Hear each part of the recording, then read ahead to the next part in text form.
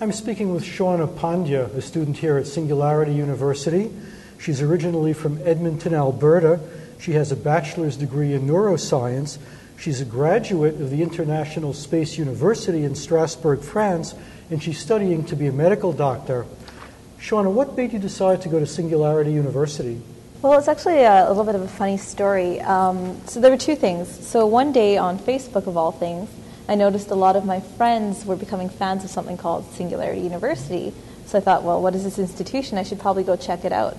And then the second thing that convinced me to come here, when I went to the webpage, I saw their mission statement of taking, accelerating, and emerging technology. So taking the best of what we've done and what we are as humans, taking our creativity, our innovation, our technology, and pairing that with the worst of our human challenges in healthcare, energy, water, climate, and creating solutions that way. I was sold. Those are my two passions, so I had to come. Now that you've taken the course, what specific area of problems are you interested in working in?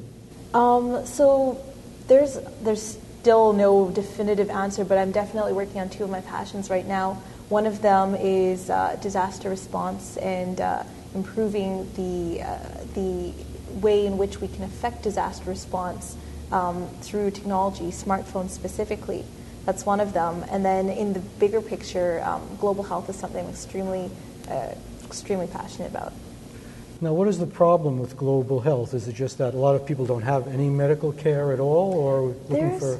There's a lot of issues. Definitely accessibility is one of them. So to give you an example, in India, the majority of the population lives in rural areas, whereas the majority of doctors are based in urban areas. So a way you would bridge that issue with technology is to use telemedicine and telemedical networks to deliver communication lines between the urban and the rural areas. So telemedicine, that means that the patient doesn't see the doctor in person, but they communicate over a computer? Exactly, that's one example of it. So in radiology, for example, you would take the x-rays of the patient in the rural village and then send it to the radiologist who's located in an urban center, who can then assess them without ever having to leave his home base. What would you say is the most important thing you got out of Singularity University? Wow, that's a hard question. There has been so much. I think the value of the people and the networks, because the minds you meet at this institution are unbelievable. They're at the top of their game. They're extremely innovative, driven minds, but there's no ego. It's just driven by a desire to, for lack of a better phrase, change the world and drive new innovations.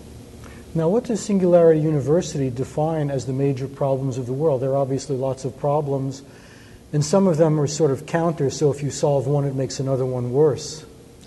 That's true. So actually, they didn't want to constrain us too much, but they did realize they had to give us a framework. So when we came here in 2009 in the summer, they gave us a little bit of a challenge, which was called 10 to the 9 plus, and that effectively translates into how would you positively impact 1 billion people over 10 years using accelerating and emerging technologies.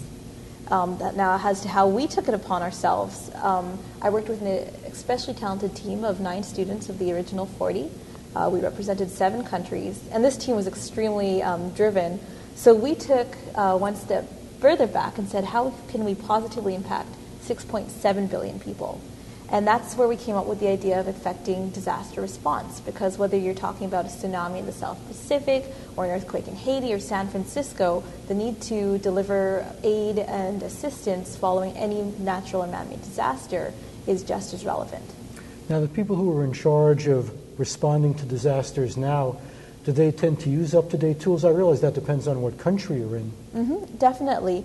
And so it's funny that you mentioned that, because this past week I've been at a series of conferences and summits on disaster management, and increasingly disaster management agencies from the Red Cross to FEMA are looking at bringing in technology and communications tools. So it's something that's definitely on the horizon, because there's definitely a need to better deliver the way we do coordination, collaboration, communication in the disaster response space.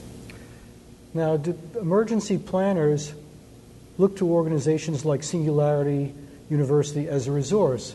So when there's a problem, the government says, well, who do we know who's an expert on this? Let's go to Singularity University and see who they've got. Has it reached the level where people outside the university see it as a good resource? So, like I said earlier, one of the best values of Singularity U is the networks that we form. So, in terms of the project that we're taking forward, our company is now called Civiguard, and we do mobile phone applications for disaster response.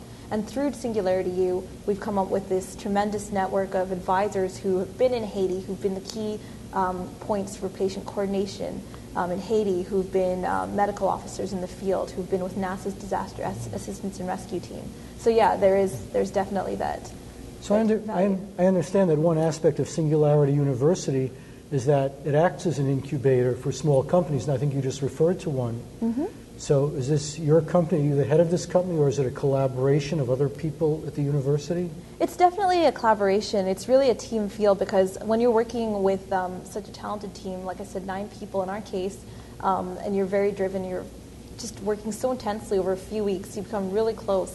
So actually from that team of 9, 2 of us have taken it forward full time, and we work as co-founders. And so one of them, my partner is the CTO, I'm CMO of the company, mm-hmm. and we're just working to drive out this technology because everyone we've talked to in the first responder space mm-hmm. is really excited about these solutions that we're offering. So you're now developing products or services that you're able to sell? Mm-hmm. Yep.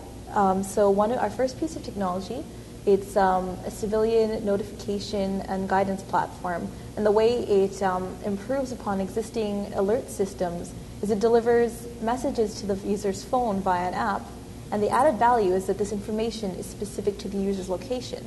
So for example, if you're by the Bay Bridge in San Francisco, you can receive evacuation instructions on which way to go and which way not to go, and where points of interest such as medical aid, safety, or shelter might be relative to where you are. So it's a big information net, basically, that anybody can tap in and get the big picture. It connects the first responders and the emergency planners to the civilians, and the civilians can know that this information is trusted and reliable. We've been talking a bit about medical care, and it seems that medical care has gotten really complicated. The high end of medicine, it costs a fortune for all these complicated procedures. Do you think that we need some new paradigm of medicine, a lot simpler, a lot more preventive, a lot more emphasis on dealing with small problems before they become big problems? Yeah, and you've really hit it on the nail. That's definitely one of the emerging trends in medicine. The example I always like to use is with $10,000, you could either save a child's life through emergency neurosurgery, or you can put $10,000 into bicycle helmets for multiple children and prevent brain injuries in the first place. So I think we're just now starting to realize the value of preventative measures, not just in medicine, but in disaster response and economic planning. It's really important. That's definitely one of the trends of the future for medicine. And I think another one is personalized health, because what you see right now is that you have studies that give a recommended response or dose or treatment for a standard of the population. But when you look at the summation of all these medical reports and scientific reports coming out every single day, you realize that the probability that every single report that comes out applies to me as a person is infinitesimally is nearly impossibly small. So I think that as the future goes on and as our diagnostic tools become better, we'll be able to really personalize the diagnostics and the treatments towards a single patient. Now, what would you like to be doing, say, 5 years from now or 10 years from now? So I think I said at the beginning that I'm really passionate about innovation and driving new ideas, but I'm also really passionate about global development.